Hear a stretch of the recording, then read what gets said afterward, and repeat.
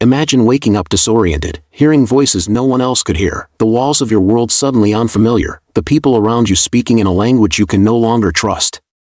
And your community's answer was to drill a hole in your skull.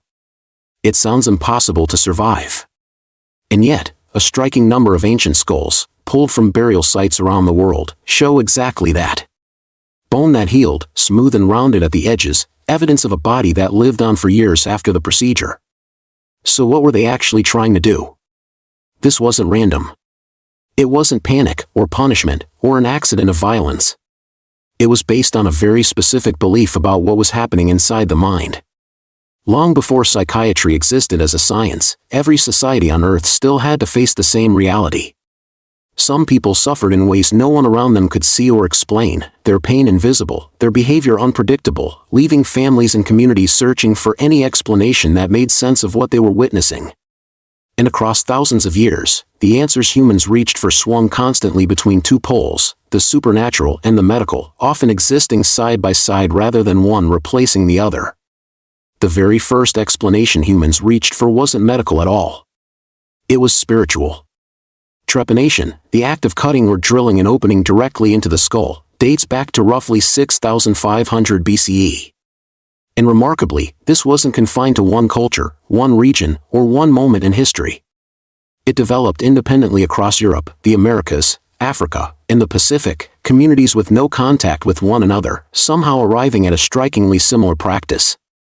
Historians' leading interpretation of this pattern is that these communities believed a hole in the skull could let something trapped and harmful escape from inside the head, though the exact motive behind any single culture's practice can't be confirmed with certainty. Picture the tools alone. Sharpened flint in one region, pressed carefully against bone by hands that had done this before. Volcanic obsidian in another, its edge honed sharp enough to cut without shattering. In some coastal communities, even a shaped seashell, later replaced by bronze as metalworking spread. Different materials, different continents, yet a strikingly similar idea appearing across cultures, generation after generation. And in some cultures, the small disc of bone removed during the procedure wasn't discarded. It was kept, worn, and treated as a protective charm, reflecting the beliefs surrounding the procedure. This belief in something invasive, something living inside a suffering mind, didn't fade quickly.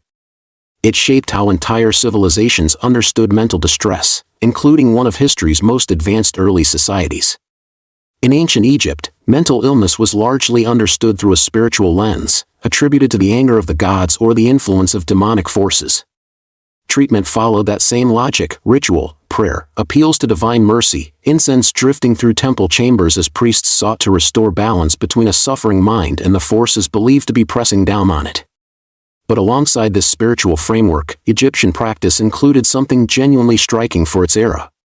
Physicians recommended recreational activity as a way to ease psychological symptoms. Music, movement, pleasant surroundings, offered specifically as relief.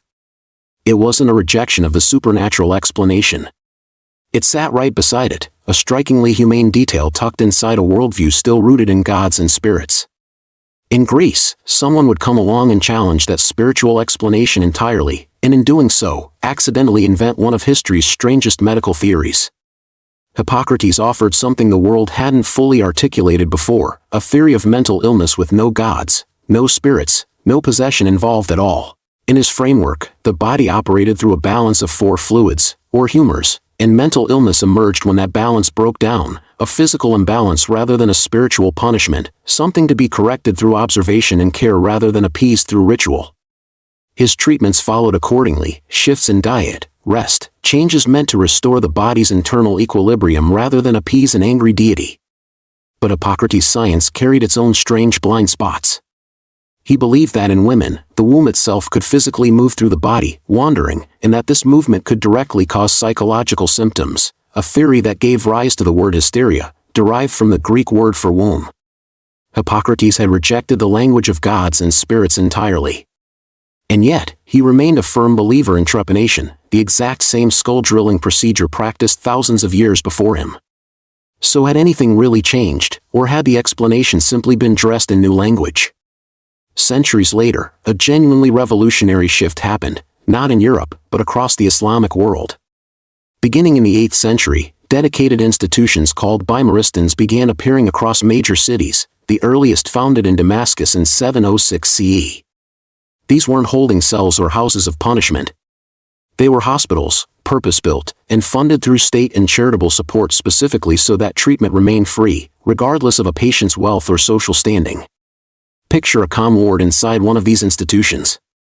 Natural light pouring through open windows onto quiet, unhurried rooms. Fresh air moving freely through the space.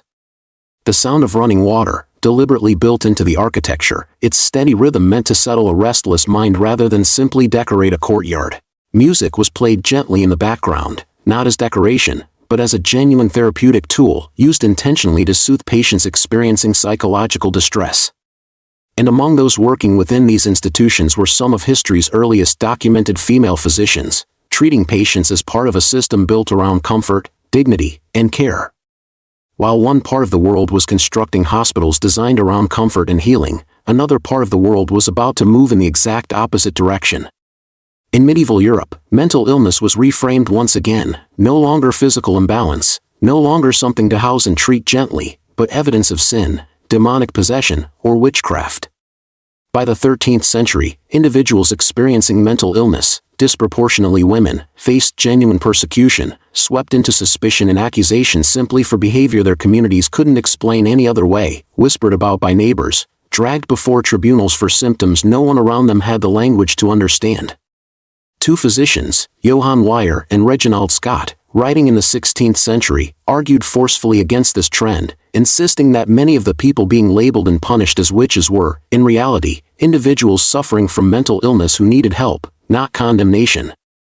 Their argument was, for its time, a genuine act of compassion grounded in observation, a direct challenge to the fear and certainty driving the trials around them. Their writings were condemned and suppressed by religious authorities. Even when someone tried to bring compassion back into the picture, the system built to help people was about to take an even darker turn. By the 17th century, asylums had spread widely across Europe. But their true function often had little to do with healing at all. Many operated as much to remove people from public view as to actually treat them, warehousing rather than caring, rooms crowded far beyond what any single space could reasonably hold. Conditions inside were frequently documented as overcrowded and unsanitary. And treatment, where it existed, leaned on methods like bloodletting, a practice rooted directly in the same ancient Greek humoral theory Hippocrates had once championed, alongside restraint-based approaches like forced ice water baths, methods aimed at controlling behavior rather than understanding its cause. Two civilizations, living through the very same centuries, had arrived at almost opposite answers to the exact same question. One built calm wards filled with music and running water, treating suffering as something to be gently understood. The other built locked rooms and overcrowded wards meant to keep suffering out of sight, treating it as something to be hidden away. What does that split actually reveal about how we still approach mental illness today? Look at the full shape of this history now, laid out side by side. Trepanation, widely interpreted as an attempt to release something believed to be trapped inside the skull. Hippocrates, rejecting spirits entirely, while still drilling into bone and blaming a wandering womb. The Bimaristans, offering light, water, music, and dignity, centuries ahead of their time. European asylums, built in the very same era, offering confinement instead of care. This was never a steady march of progress, one era slowly correcting the mistakes of the one before it. Instead, history cycled again and again between compassion and punishment, science and superstition. Every era believed it had finally understood the mind. And every era was, in some real sense, still guessing down a hole in the skull. A wandering womb. A room filled with music and running water. A locked door. Every one of these was someone's honest attempt to answer the same question we're still asking today. How do you help a mind that's struggling, when you can't see what's wrong?